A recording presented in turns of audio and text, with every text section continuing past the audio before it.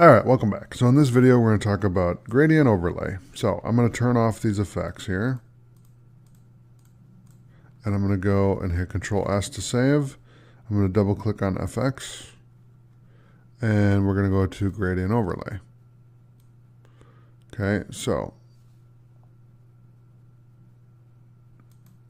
let's go to gradient overlay. There we go.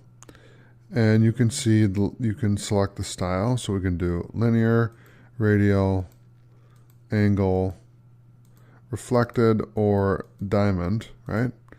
And I can change the colors. So we can do black and white, green and red, and then we can do, instead of diamond, we can do linear, we can do radial, you can do angle, reflected, and hit OK, OK, or diamond. So let's do linear, and then I'll change the angle a little bit.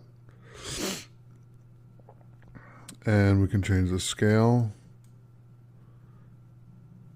So what it's going to do is it's going to spread the colors out even more.